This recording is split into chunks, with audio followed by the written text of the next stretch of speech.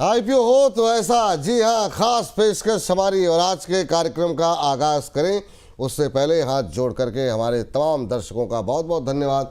हमारे जो लास्ट हमने आईपीओ हो तो ऐसा सेगमेंट किया था, दर्शकों ने बहुत भर भर के उसमें अपने प्यार दिए, अपनी टिप्पणियाँ दी, अपने सलाह दिए, अपने सुझाव दिए, तो थैंक यू। इसी तरीके से आप अपना प्रेम जो है हमारे इस सेगमेंट के प्रति लौटाते रहिए और हम भी लगातार कोशिश कर रहे हैं कि कैसे और ज़्यादा बेहतर इस कार्यक्रम को बनाया जाए। हर्ष लगातार इस मेहनत में शिद्दत के साथ लगे हुए हैं। हमारे साथ आज के विशेष मेहमान का भी हम जो है पहले परिचय तो कराने की कोई आवश्यकता है नहीं, लेकिन नमस्कार और स्वागत पहले कर लेते हैं अंबाला जी का। अंबाला मैम, थैंक यू आज की, थैंक यू सो मच हर्ष जी, बहुत बहुत धन्यवाद, बहुत बहुत धन्यवाद हमारा निमंत्रण स्वीकार करने के लिए। मैम आपके पास आए उससे पहले ज़रा हर्ष से बातचीत कर लेते हैं और काफ़ी अच्छा रिस्पांस मिल रहा है हर्ष, और आपने भी देखा होगा कि जिस तरीके से लोग प्यार कर रहे हैं। तो आज क्या कुछ विशेष रहेगा, क्योंकि जिसकी हमने बातचीत की थी वो आईपीओ आज से खुल गया है। किस तरह का रिस्पांस देखने को मिल रहा है, क्या नंबर्स कह रहे हैं, बताइए जरा फटाफट। जी बिल्कुल, तो सबसे पहले हम लोग पेस डिजिटेक की बात कर लेते हैं, क्योंकि आज इस कंपनी की लिस्टिंग होती हुई दिखी है। तो अगर हम लोग देखें तो इशू प्राइस जो था 219 के भाव पर था और एनएससी पे जो लिस्टिंग हुई 225 पर हुई, यानी 3% के आसपास, और वही स्थिति जो है 226 के आसपास बीएससी पे लिस्टिंग हुई। तो ये पहला आईपीओ, क्योंकि इसका इंतजार किया जा रहा था। अब लिस्टिंग जो है वो बहुत ज़्यादा नहीं रही, लेकिन उसके बाद जो है स्टॉक में बढ़त बनती हुई ज़रूर दिखी है। पेस डिजिटेक, आज काफ़ी लोगों के सवाल थे, पूजा जी ने पूछा था या किसी और ने, मेरा सवाल क्यों नहीं ले रहे। मैम हर चीज़ के लिए सेगमेंट डिसाइडेड, मतलब पहले से प्री डिसाइडेड है। जब जिसपे पता है कि आईपीओ पे हम लोग डिस्कस करेंगे तो बीच में फिर वो डिस्कस करने का फ़ायदा है नहीं कोई। लेकिन अगर आप देख रही हैं कार्यक्रम तो अभी आपकी बातचीत कर जो है आपके शेयर पर बातचीत हो जा रही है, आपके आईपीओ पे बातचीत हो जा रही है। मैम पेस डिजिटेक थोड़ी सुस्त लिस्टिंग कह सकते हैं, 3% के प्रीमियम पर हुई, लेकिन बीते हफ्ते जिस तरह की लिस्टिंग हुई थी एटलीस्ट यहाँ कुछ मिल तो रहा है। क्या करें, प्रॉफिट बुक कर लें, बने रहें, वेट करें कुछ दिन के लिए, आपकी सलाह क्या रहेगी? सबसे पहले तो यहाँ पर एक स्टॉप लॉस सिस्टम में आना चाहिए। और मुझे याद है कि मैंने, देखिए जब लिस्टिंग की बात आती है तो कोई ये एक्सपेक्ट नहीं करता है कि 3%, 5%, 10% से कम की लिस्टिंग गेन के बारे में कोई सोचता नहीं है इन जनरल। उससे ज्यादा तो अगर सही स्विंग ट्रेड कर लिया जाए तो बन जाता है, हर बार नहीं लेकिन मोस्ट ऑफ द टाइम। तो इन दिस केस यहाँ पर होल्ड करिए विद अ स्टॉप लॉस। जो आज का लो बना हुआ है वो है 206 का है आज का लो लगभग। हम यहाँ पर 205 के स्टॉप लॉस के साथ में इसको होल्ड कर सकते हैं। द गुड थिंग कि कंपनी फ्लैट लिस्टिंग हुई है, म्यूटेड गेन्स है, बहुत ज्यादा नहीं है। तो हम यहाँ पर एक दो दिन का टाइम दे सकते हैं with a stop loss at 205 and do expect some small targets. एक एग्जिट की कोशिश मिल सकती है आपको यहाँ पर 235 से लेकर के 255, बट इतना जरूर करिएगा कि अगर 235 आता है तो उसके बाद ट्रेलिंग जरूर कर ले। खुश होइए कि इसमें डिस्काउंट लिस्टिंग नहीं हुई है, तो it's an kind of a good thing. तो आपके पास में अभी भी मौका है, अगर आपके पास इससे बेहतर कोई अपॉर्चुनिटी है स्विंग ट्रेडिंग में इन्वेस्टिंग के लिए तो उसको देखें, अदरवाइज गिवन स्टॉप लॉसेस 205। चलिए, तो ये बात पूजा जी समेत जितने लोगों के पास प्रश्न हमारे पास भेजे हैं, उम्मीद करते हैं सबको उत्तर मिल गया होगा। तो यहाँ पर ये रणनीति आप फॉलो कर सकते हैं। चलिए, अब जो आईपीओस खुलने वाले हैं, बाकी जो की बात जो खुल चुके हैं उनके बारे में बात करते हैं। लेकिन इस बीच शर्मी जोशी जी कह रही हैं कि good afternoon 3 of you. Thank you ma'am, कह रही, हाँ थैंक यू मैम। और कह रही कि आवाज़ के बादशाह Vipul sir, you are the best anchor. Ma'am हाथ जोड़ के प्रणाम है। कहाँ से आप लोग एडजेक्टिव लेकर के आते हैं। MOIL पे आपका सवाल है मैम, अभी थोड़ी देर पहले हम लोगों ने डिस्कस किया है MOIL, और अगर नहीं होगा तो मैम से एक बार जाते जाते डिस्कस कर लेंगे, है ना। ये सेगमेंट में आईपीओ से जुड़ा हुआ किसी का कोई सवाल होगा तो कोशिश करेंगे उसको हम डिस्कस कर लें।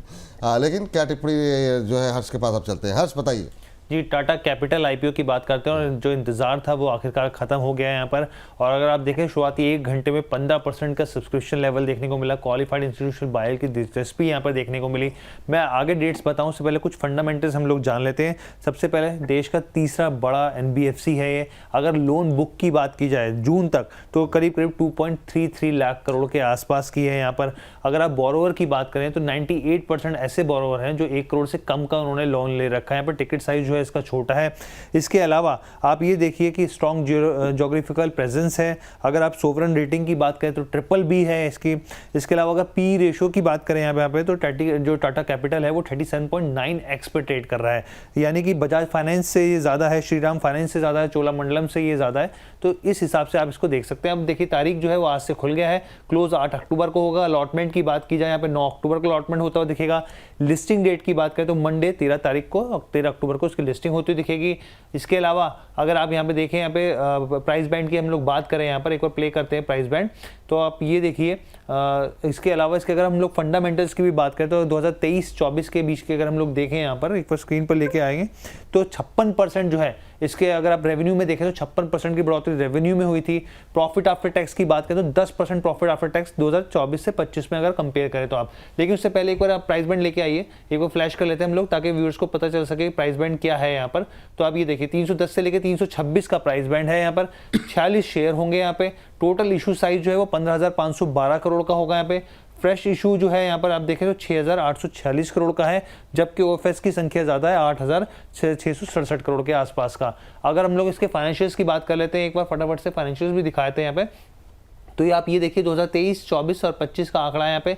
अगर 24 से 25 में कंपेयर करें यहाँ पर तो इसमें बढ़ोतरी देखने को मिल रही है। अगर प्रॉफिट आफ्टर टैक्स की बात करें तो यहाँ पर 24-25 के बीच में 10% की बढ़ोतरी यहाँ हुई है। एबिटा में भी लगातार ये जो है बढ़ता हुआ दिख रहा है, लेकिन बोरोइंग जो है वो ज़्यादा है, तो वो साफ तौर पर रिफ्लेक्ट हो रही है। ग्रे मार्केट प्रीमियम क्या कह रहा है, क्योंकि हम लोग देखिए लगातार इसको कवर कर रहे हैं, एक एक करके हर एक दिन जो है इसका ग्रे मार्केट प्रीमियम घट रहा है यहाँ पर। अब घट के 13 रुपये पे आ गया है यहाँ पर, यानी कि सिर्फ 4% 339 के भाव पर लिस्ट होता हुआ दिख सकता है।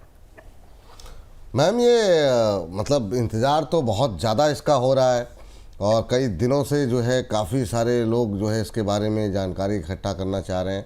ये लगातार ग्रे मार्केट में घटता प्रीमियम क्या इशारा कर रहा है? क्या एक बार फिर से वही होगा क्या, नाम बड़े और दर्शन छोटे? आपकी टिप्पणी क्या रहेगी?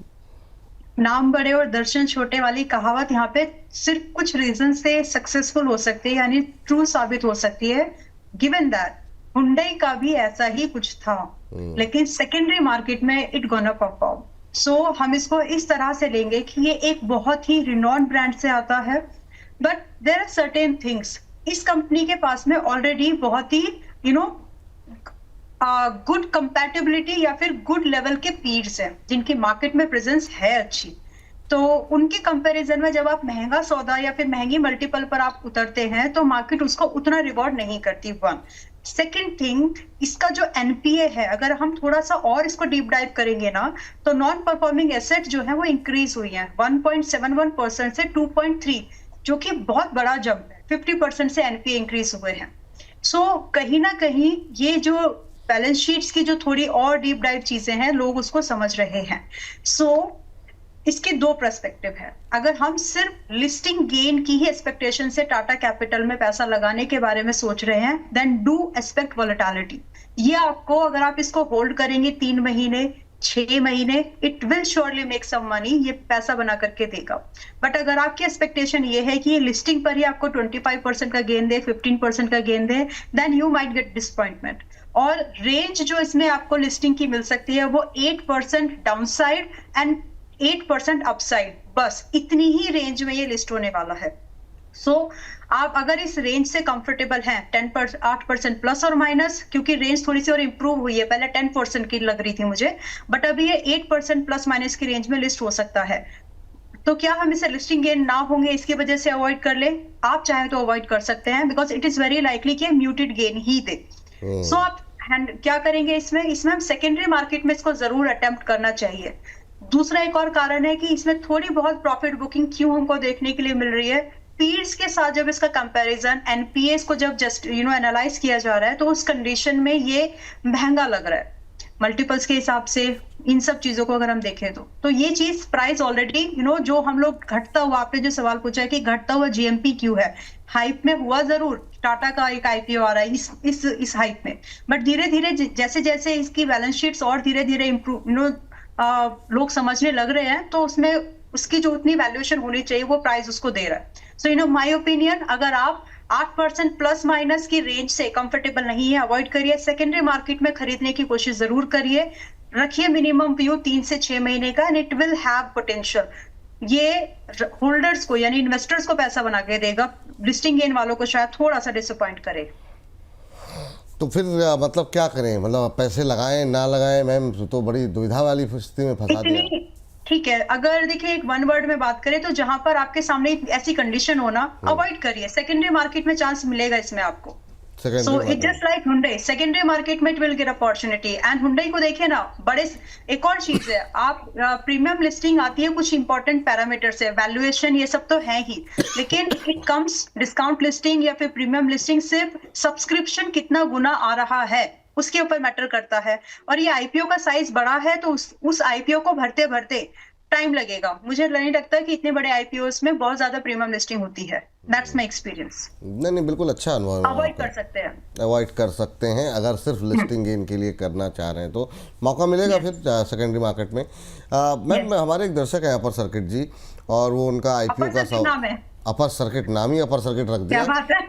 तो वो मतलब और कह रहे हैं कि विपुल जी आनंद राठी शेयर्स को लिस्टिंग पर लिया था, अभी क्या करूं? कॉस्ट प्राइस इनकी जो है अभी हाल की लिस्टिंग में 443 पे जब जिस दिन लिस्टिंग हुई थी उस दिन लिया था इन्होंने, और 2 क्वार्टर का इनका मतलब वेटिंग एरिया है।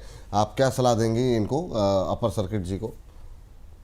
अपर सर्किट वालों को क्यों सलाह चाहिए?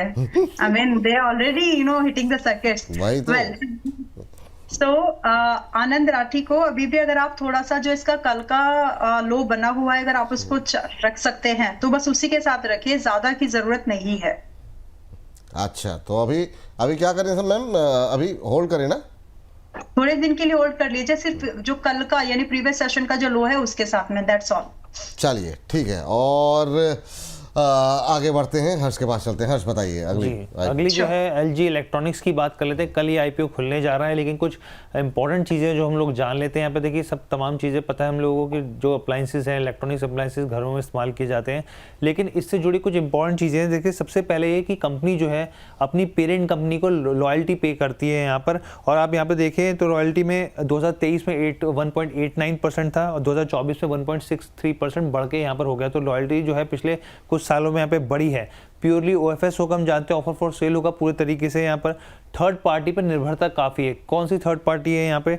जो ट्रांसपोर्टेशन सर्विसेज है यहाँ पे, चाहे वो घरेलू बाजार में हो या फिर एक्सपोर्ट के लिहाज से, यहाँ पर एलेक्स पेंटोस के ऊपर जो लॉजिस्टिक पार्टनर है उस पूरी तरीके से उसके ऊपर निर्भरता है कंपनी की। अब लैक ऑफ फ्री फ्लोट भी है, ये भी एक चीज़ है, इस पर ध्यान देना चाहिए। इसके अलावा कंपटीशन तो हम लोग लगातार देख ही रहे हैं, तमाम कंपनियां एलजी की अगर हम लोग जो देख रहे हैं यहाँ पे, सैमसंग हो गया, वर्लपूल हो गई, जो और कंपनियां सीधे तौर पर इससे टक्कर मिल रही है। अब तारीख की बात कर लेते हैं यहाँ पर, तो आप देखिए कल से खुलने जा रहा है, 9 अक्टूबर को बंद होगा। अलॉटमेंट की बात करें 10 तारीख को अलॉटमेंट होगी, लिस्टिंग जो है वो 14 अक्टूबर को होती है दिखेगी।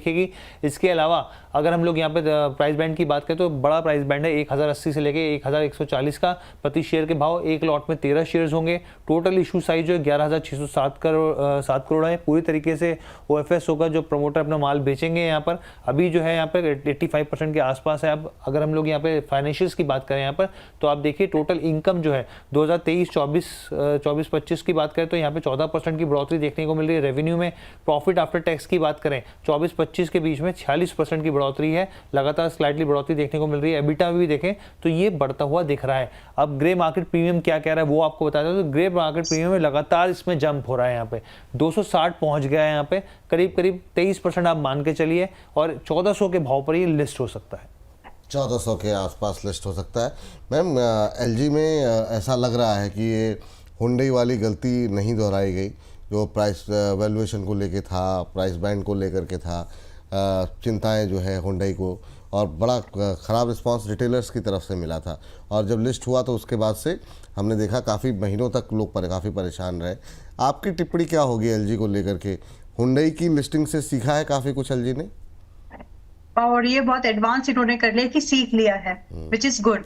और कुछ चीजें और है। फर्स्ट ऑफ ऑल वर्डिक्ट जो होना चाहिए कि इसमें क्या करे, तो इसमें अप्लाई करना चाहिए for listing also and for investor point of view also. But why that we gonna discuss. Most of the चीजें तो हर्ष जी ने ऑलरेडी एक्सप्लेन कर ही दी है। कुछ एक चीजें और हैं जो मैं थोड़ा सा हाईलाइट करना चाहती हूँ मेरे प्रोस्पेक्ट से भी। सबसे पहले कंपनी के ऊपर डेट नहीं है, which is extremely beautiful thing about any company. दूसरा एक और चीज हम लोग यहाँ पर देख रहे हैं कि एलजी एक ऐसा ब्रांड है, देखिए मैं खुद मेरे घर में एलजी के प्रोडक्ट्स यूज करती हूँ, दैट्स अ डिफरेंट थिंग, मैं बायस नहीं हूँ उस कंडीशन में, बट LG इज समथिंग, ना हेवल्स है वैसा, ना ब्लू स्टार है वैसा, और ना ही आपका वर्लपूल है वैसा जो सारे सेगमेंट में प्रोडक्ट दे रहा हो। वर्लपूल जरूर है, जो प्रोडक्ट हमें LG में मिल जाते हैं वही प्रोडक्ट सेगमेंट्स हमें वर्लपूल में भी मिलते हैं। बट जब हम बात करते हैं इन दोनों कंपनीज की, अगर हम इनको एप्पल टू एप्पल अगर हम एनालाइज कर रहे हैं, तो इन दोनों के मल्टीपल्स में बहुत ही डिफरेंस है। और ये एक इंपॉर्टेंट चीज होगी जो प्राइस, जो मार्केट इसकी लिस्टिंग को भी रिवॉर्ड करेगा एंड पोस्ट लिस्टिंग भी इसको रिवॉर्ड करने वाला है। आज की डेट में जब ये पोस्ट लिस्ट भी हो जाएगा तो 36-37 के मल्टीपल पर ही आकर के मार्केट में आने वाला है, जबकि इसका इंडस्ट्री आज की डेट में 50+ मल्टीपल्स पर है। और कई सारे स्टॉक्स जैसे मैंने वर्लपूल को लिया है क्योंकि वर्लपूल इज अ कैटेगरी जो कि AC, फ्रिज वगैरह वगैरह सबके नाम लेने का समय नहीं है, इन सारे प्रोडक्ट को इंडियन मार्केट में भेजता है जी। सो इस कंडीशन में, इस मायने में भी ये 10% से लगभग उससे सस्ता ही है। सो लिस्टिंग की expectation we can surely have it here. और रही बात कि क्या इसमें प्रॉफिट बुक करें post listing, in my opinion no, इसको थोड़ा सा चलने दे, क्योंकि ऐसी कंपनीज कम ही होती हैं जो कि आपको विदाउट डेट वाली मिले, जिनके रेवेन्यूज भी बढ़ रहे हों, और जो अपने इन सब पॉजिटिविटी के बाद भी फिर भी अपने सेक्टर से, अपने पीर्स से कम की कॉस्ट पर आ रही हो, and this is one of them. तो पैसे लगाने हैं इसमें लगा सकते हैं और होल्ड भी कर सकते हैं इन सेकेंडरी मार्केट। चलिए ठीक है, तो इसको लॉन्ग टर्म के लिए भी लगा सकते हैं, मीडियम टर्म के भी लगा सकते हैं, और जो लोग लिस्टिंग के लिए खाली पैसे लगा रहे हैं वो तो भाई ऑब्वियस सी बात है, लिस्टिंग के दिन निकल ही जाएंगे। लेकिन मैम का कहना ये है कि अगर आप इसको थोड़ा होल्ड करते हैं तो बेहतर रिटर्न आपको मिलेंगे। समय की थोड़ी कमी है। हर्ष, बहुत बहुत शुक्रिया, बहुत बहुत धन्यवाद। मैम आपका भी बहुत बहुत शुक्रिया कि आपने आकर के जो IPO बाजार की दुविधा थी दर्शकों के मन में उसको दूर किया। थैंक यू, बहुत बहुत धन्यवाद। कोई डिस्क्लोजर? थैंक्स।